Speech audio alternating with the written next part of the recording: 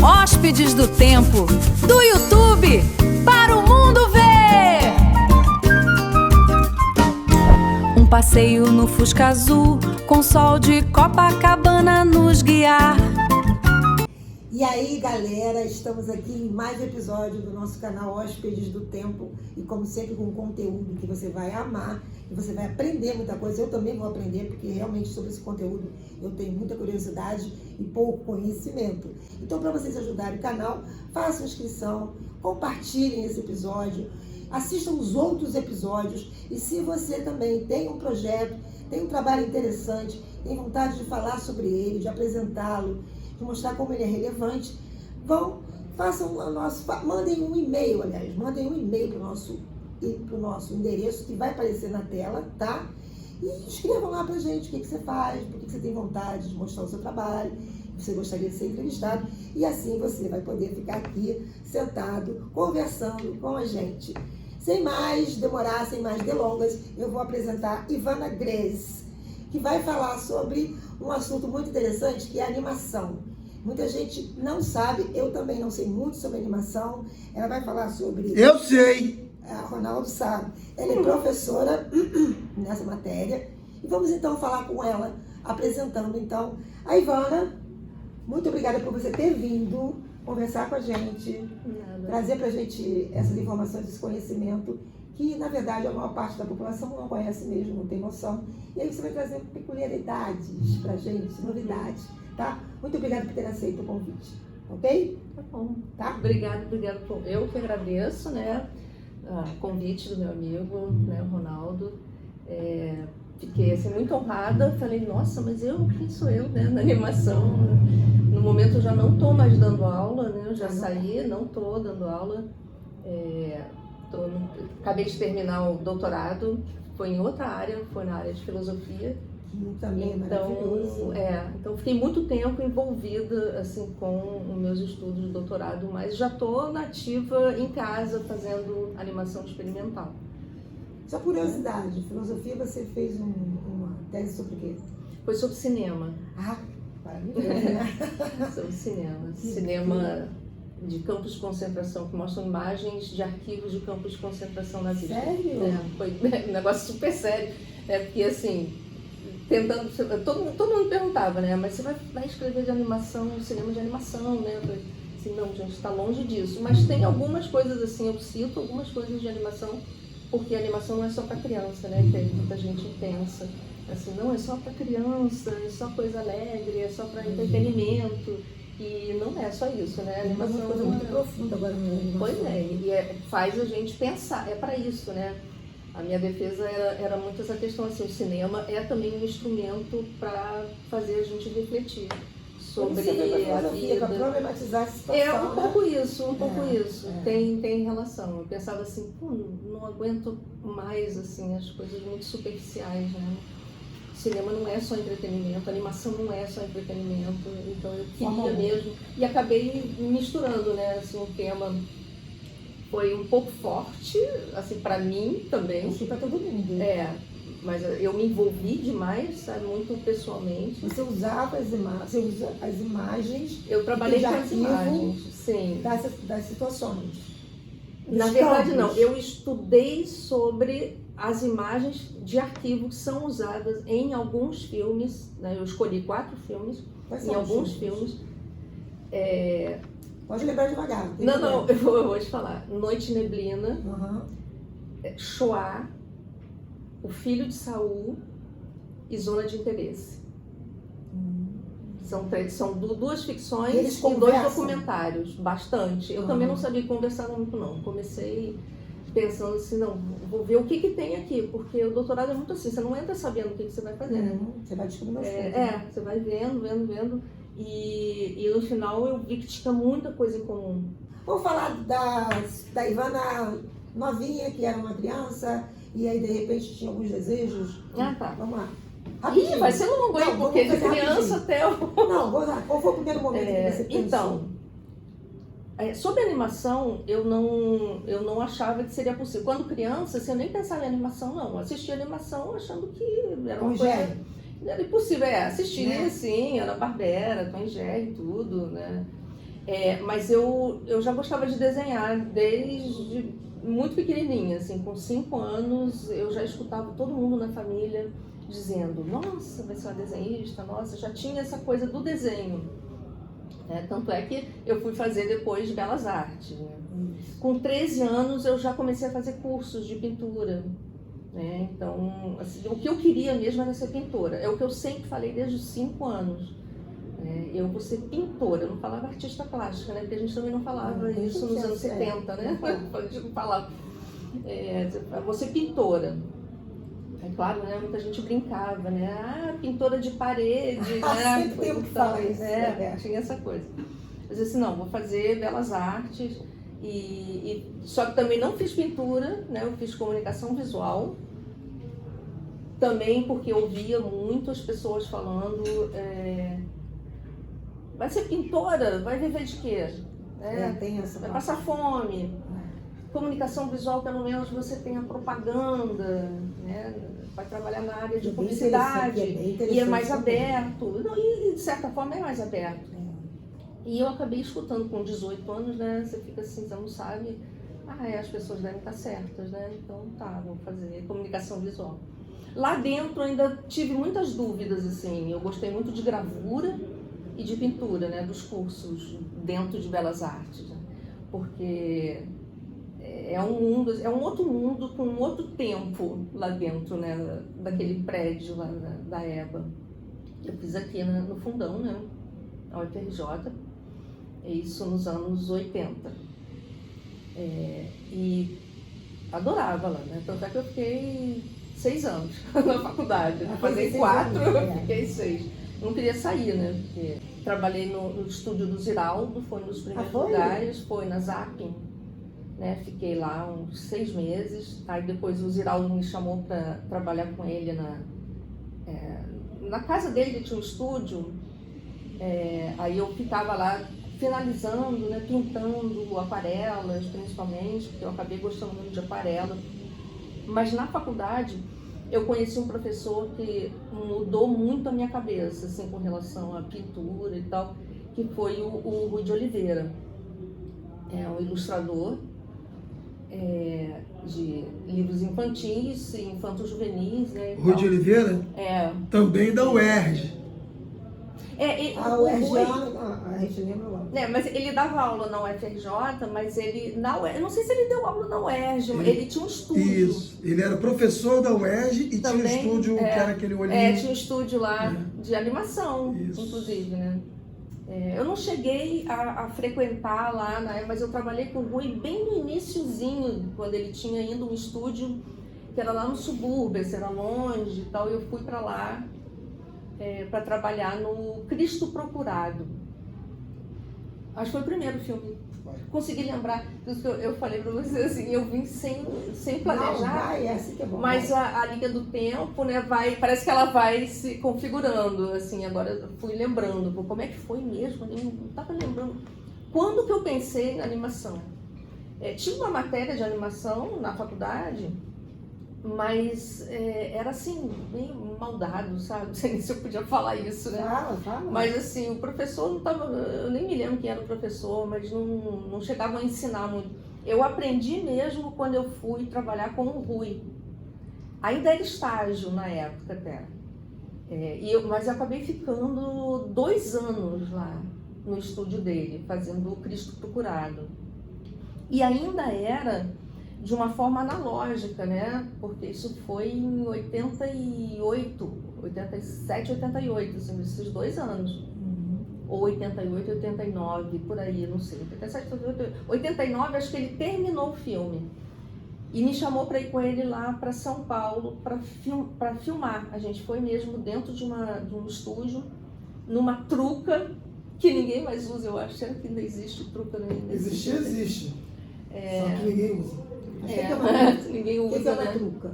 A truca é uma mesa, pelo menos a truca, existem várias trucas, você pode fazer uma truca pequenininha também, mas a truca que eu trabalhei, né, tanto lá em São Paulo, que eu não sei qual foi o estúdio, quanto o daqui, da Avenida Brasil, também tinha uma truca aqui, há um tempo atrás, não sei também se ainda existe, que eu também trabalhei lá. Benfica.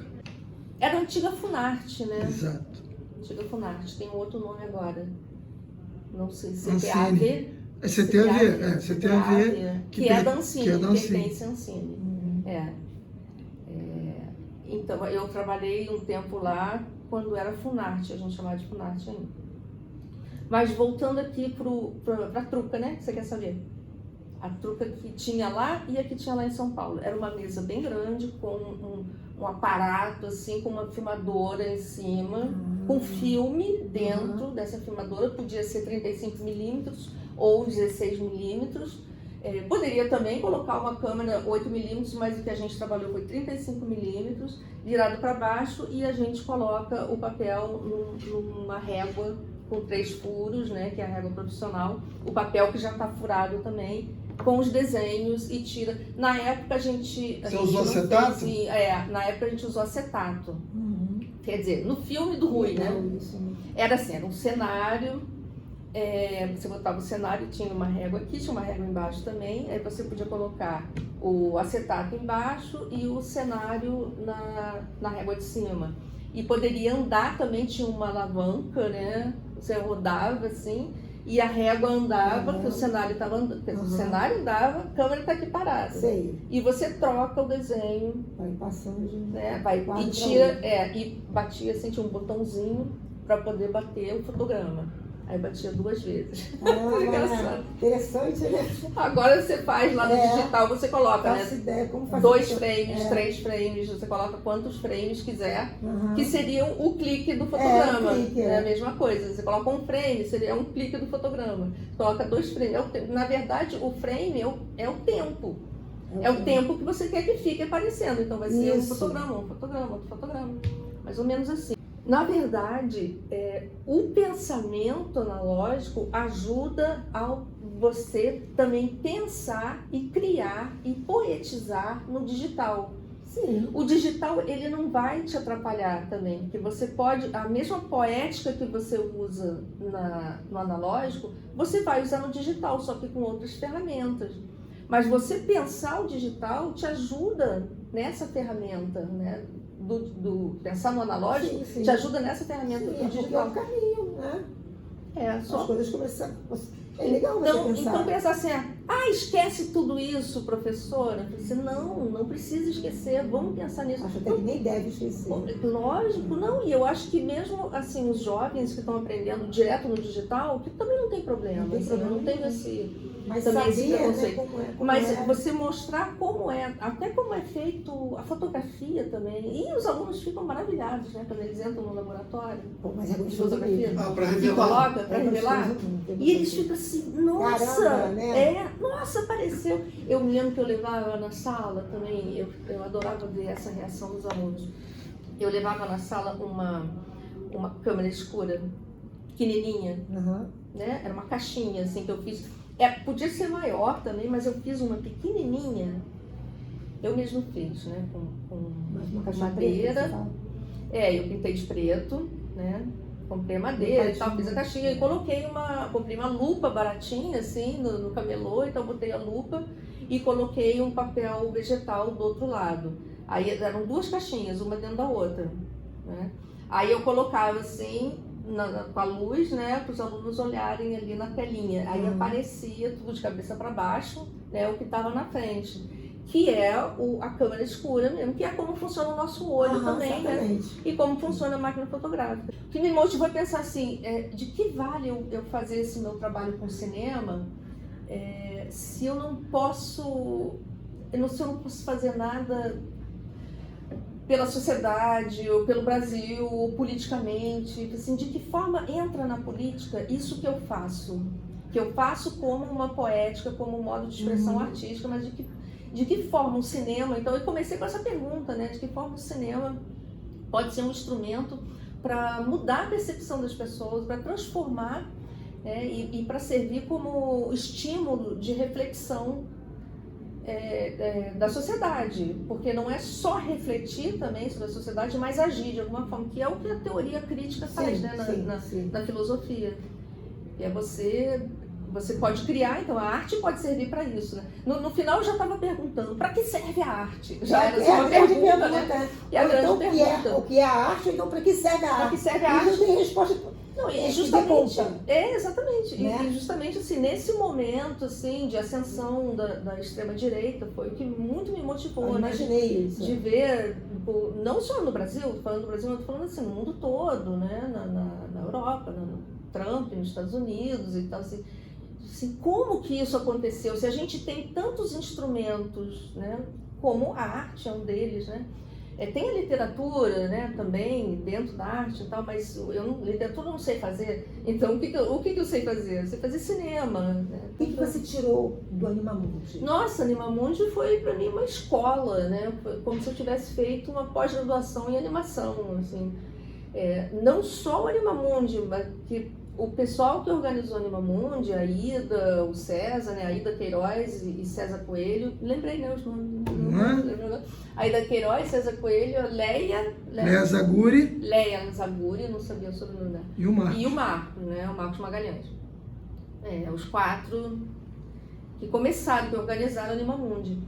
Eu trabalhava no Campo 4, que era um estúdio de animação na época. Assim, foi depois do Rui até, assim, trabalhei um tempo com o Rui e tal, e do Rui eu fui trabalhar no Campo 4, com a Ida e o César. O Marcos não é do Campo 4, o Marcos é de outro estúdio e eu trabalhei com ele também. E lá eu não sabia muito de animação não, assim, eu sabia mais uma parte muito porque eu sou muito operária, sabe, assim, é a minha cabeça, o meu jeito, eu sou muito operária, assim, de pegar com a mão mesmo, pegar o acetato e limpar. Eu ficava limpando acetato. Ai, que gostoso isso, acho legal. Ficava limpando acetato, eu adoro, eu ficava horas ali, né? Ficava copiando muito esses desenhos, a gente chama de clean-up, ou filetagem, né? Que é você colocar o desenho do animador, você coloca numa mesa de luz e coloca um papel por cima e faz o clean up, né? Tá limpando o rascunho. Você limpa e faz. Eu fiz muitos anos isso. E no Campo 4 eu aprofundei mais a animação, porque com o Rui eu fiz um trabalho muito artesanal, né?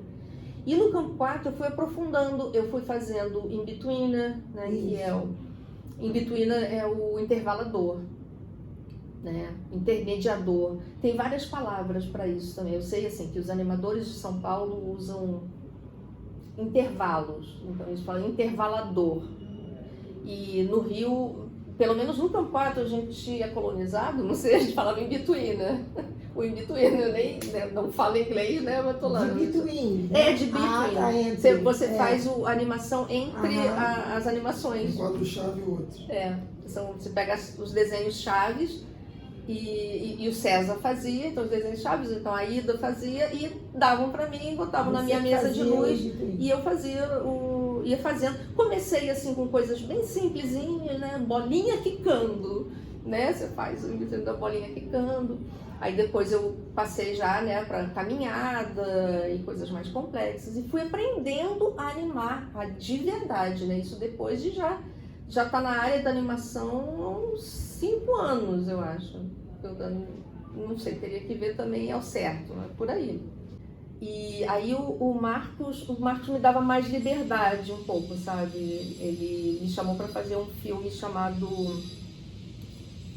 Pai Francisco Entrou na Roda. Ai, que bom, que legal. Minha memória não tá tão ruim assim, não. Gente, eu tô lembrando dos nomes. Pai Francisco Entrou na Roda. Pai Francisco Entrou na Roda. Adoro esse filme, é uma gracinha, né?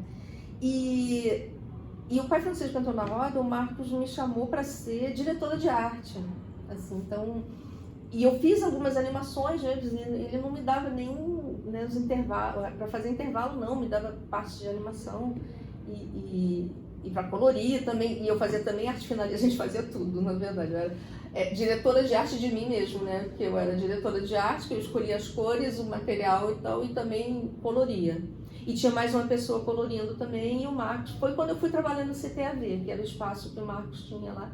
Fiquei alguns meses lá, mas foi um filme que me marcou muito, foi um trabalho que me marcou muito, porque eu acabei conhecendo muita coisa diferente com o Marcos.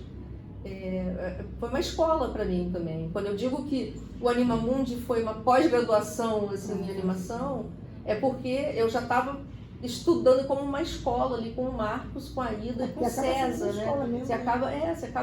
Você trabalha, você ganha, de assim, gente, dá muita sorte, né? É muita sorte, eu faço o que eu gosto, eu aprendo cada vez mais, ainda ganho por isso, né? E lá com o Marcos, eu descobri um mundo ali, que o Marcos fazia trabalhos também com stop motion. A gente fez um trabalho com... o que é stop motion? Stop motion. Como é que eu vou explicar stop motion? Você falou de Stop motion. Você já falou do frame? Acho que já está mais fácil. Stop motion. Bom, o próprio nome, né, já diz assim, stop motion parado movimento. É contraditório, né? É bem contraditório, assim. Movimenta. Então você movimenta esse objeto aqui, ele pode ser animado. Qualquer coisa pode ser animada. Esse objeto aqui eu posso... Aqui, parou, stop. Vai, tira uma foto. Vai e faz motion. Tira uma foto. Vai. Não, o motion é depois, quando junta todas as fotos. Várias fotos Por enquanto você Só o stop. Só o stop, vai. Você está só estopando. Estopando. Vai estopando, né? Aí vai, tira foto, vai, tira foto, vai, tira foto, vai, tira foto. Aí vou fazer isso aqui. Depois liga, coloca. Pode ser o que você quiser fazer. Ele vai andar sozinho quando você colocar então um frame atrás do outro, o motion, né? Então o stop motion. E aí, vamos conversar então um pouquinho sobre os 2 filmes que você fez em stop motion?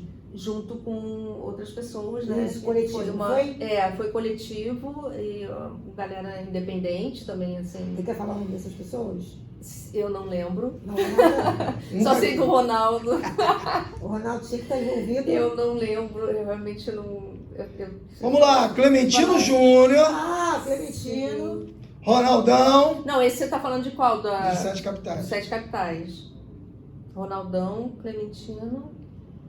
Ivana Gress. Tá, mas teve mais. Mais um episódio? Felipe Fernandes. Felipe, eu não lembrava. Pois é, eu não conheci o Felipe pessoalmente, né? Meu aluno. A gente fazia isso tudo assim, à distância. Né? Nunca conheci o Felipe. Tem mais. Eliane Gordef. Eliane, nossa. Eu E o marido ele dela. em São Paulo, né? E o marido dela. dormimos junto lá e tudo. Dormimos com todo mundo junto, né? E o marido dela, Cláudio Roberto. Tá. Também não conheci. Ele eu não conheci. Essa era a equipe do filme. Tá vendo? Não ia lembrar. Nem sabia, né? Quer dizer, sabia, tinha visto já, mas assim, isso foi em 2007, né? Então, nem me lembro. Como é que eu fiz esse filme? Pois é. Eu fiz em 6 meses, em casa. Nossa, esse foi areia mesmo. 6 meses? Porque eu não tinha ainda descoberto o pó de esmeril, descobri o pó de esmeril, não, né? Eu me apropriei do pó de esmeril que estava no meu ateliê. Mas eu fiz em 6 meses, em horários vagos, assim, porque eu estava trabalhando muito nessa época, assim, tinha muitas turmas na Estácio. Inclusive eu dava aula já de animação, dava aula de história da arte também, dava várias aulas. E eu chegava à noite em casa e tinha que fazer esse filme. Qual era o pecado? Preguiça. Foi preguiça. Nossa, preguiça. E justamente eu chegava cansada em casa. Aí eu fiz... Eu acabei matando o meu personagem, né? Porque eram 2 minutos. Porque é a passagem inteira. Eu tava tentando lembrar, eu nunca mais vi esse filme, né? Eu fiz inspirado numa pintura. Era a história da vida de um personagem em 2 minutos. Nossa, a história da vida dele. Aí, como tem uma máxima popular que a gente fala assim, na vida a gente precisa plantar uma árvore, escrever um livro e ter um filho. Já ouviu isso, né? Aí eu segui por aí. O cara é preguiçoso, mas ele, para se sentir realizado na vida, precisa pelo menos plantar a árvore e tal. Então, em 2 minutos, o que eu fiz? Eu fiz ele plantando uma árvore, escrevendo um livro, e tendo um filhote, né? E tendo um filho, e depois ele morre. É isso só. E depois ele morre. Depois aparece, para dar conta em 2 minutos. O outro, Os Cavaleiros, né? Foi sorteio, né? Que eu fiquei com a morte. Foi por sorteio. E esse eu já me preparei melhor, assim, eu já estava com um estúdio lá, porque antes eu tinha feito dentro de casa, no meu quarto, eu tinha que desmanchar, né, o preguiçoso lá, eu tinha que desmanchar, deu muito trabalho a preguiça, né. Depois, para os cavaleiros, eu já tinha uma estrutura melhor, eu já tinha uma mesa de luz grande, né, num estúdio pequenininho, mas é que é no fundo do quintal, né, eu moro numa casa em Itaipu, então tem como eu ter esse ateliê. E eu já tinha feito essa descoberta que o pó de esmeril me dava uma possibilidade de fazer mais detalhes, né, coisa que eu tinha perdido, assim, então, assim, na areia, né, na areia eu queria mais detalhes. Eu cheguei até na preguiça, eu cheguei a ver que pó de esmeril é melhor, eu misturei um pouco, só que eu comecei com areia e depois eu... É porque o pó é um pouquinho mais denso, será? Ele é mais fino, ele é mais fino. Ele é mais fino. Então você consegue fazer detalhe, a areia é mais grossa.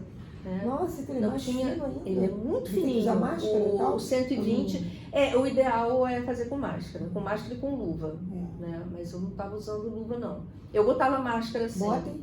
Eu botava máscara na época, assim, fazendo, porque eu estava direto, né? Todo dia, assim. Não é bom não. Na aula, quando eu mostrava o pó de esmeril, eu não colocava porque era muito rápido, era só uma demonstração. Mas para fazer animação, eu ficava às vezes no Cavaleiro da Morte, eu ficava às vezes assim 5 horas seguidas, concentrada ali fazendo. Eu fiz com muito mais cuidado, né, do que o da preguiça. A preguiça tinha que ser, era muito rápido, porque tinha que dormir para acordar, para ir trabalhar e tal. E desse do Cavaleiro, eu tive mais tempo, o Cavaleiro da Morte, né, para fazer. Mesmo assim, eu fiz também em 6 meses. Eu fiz também. E foi 2 minutos, porque era para ser 2 minutos, né? Agora então, vamos lá. Vamos ver como é que o pessoal te encontra nas redes sociais. É difícil me encontrar. É. Eu uso pouco. Uso pouco. Deve usar mais, tá? A Ivana Grace, né? Eu nem sei direito. Mas Se eu sei, colocar não se Ivana preocupe. Grace, eu acho que já chega. Já acha, né? Já acha, só pelo Tudo nome. junto? Não sei. Ah, Eu sou Eu muito procuro ruim as com pessoas essa... assim, eu nem me preocupo com a roupa. Eu vou lá no boto o nome da pessoa. Deixa ela perguntar a última pergunta aí. Última pergunta. Vamos lá. Vamos considerar que esse teu trabalho, todo ele, tua obra toda, e eu vou dar um destaque pro teu livro, para você acreditar que isso aí é um livro, tá? Agora foi assim, né? Forte, né? Um livro E aí, que nem existe. Não, ele existe. Isso não é palpável ainda. Olha! Ele existe, você sabe disso. Filosoficamente é tudo possível. Então, assim, vamos pensar. Daqui a alguns anos, nós temos uma nuvem que armazena todas as informações da internet, né? Então, daqui a alguns anos, tipo 200, 300 anos, eles vão encontrar ou a tua tese, ou vão encontrar uma animação da tua tese. Não digo nem as imagens que você pegou, não. Eu digo uma animação de uma parte da sua tese que você escolheria. O que de mensagem você gostaria que essa animação deixasse para essas pessoas daqui a 300 anos? Puxa, assim, de cara, sem pensar muito. Assim, de cara, para poder sair o... eu acho que seria assim, uma reflexão, né? A mensagem mesmo seria assim, uma reflexão para uma autoanálise, para as pessoas se autoanalisarem. O que eu estou fazendo aqui nesse mundo? Como eu posso ajudar, né, a esse mundo melhorar? Como eu posso fazer alguma coisa e não compartilhar o que há de ruim, né? Eu já politizando um pouco, né? Assim, porque eu acabei voltando mesmo, é forte. Assim, a gente voltou lá para o início, né, da pergunta, assim, como que a arte pode transformar o mundo para melhor. Então, assim, a mensagem seria essa mesmo Excelente mensagem. Então, daqui a 300 anos, as pessoas vão achar dentro de uma cápsula que foi enterrada e elas vão abrir e falar, não, existe uma pessoa chamada Ivana Grace que fez isso aqui. O que ela quis dizer pra gente? né? Para refletir sobre a realidade no momento, sei lá, daqui a 300 anos. Agora vamos lá.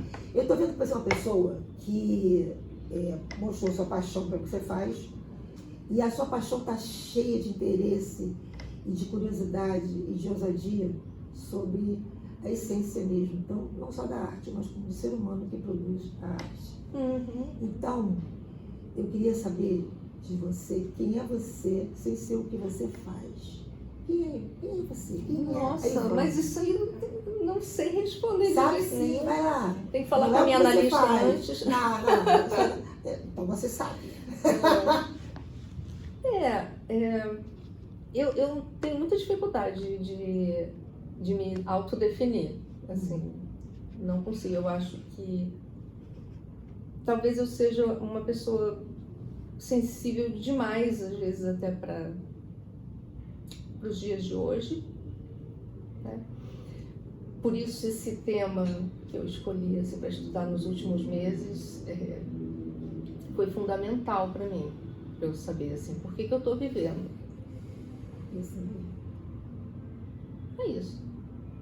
Beijo! E aí a gente agora, obrigada pela resposta, tá? Você sabe por que você está vivendo. A gente vai tateando para poder conseguir viver, né, não? Então vamos olhar para a câmera, vamos mandar beijo para sua galera, para minha galera, para a galera do programa. Ó, beijo, manda beijo, mulher. E aí, fui, hein? Hóspedes do Tempo, do YouTube, para o mundo ver! Um passeio no Fusca Azul, com sol de Copacabana nos guiar.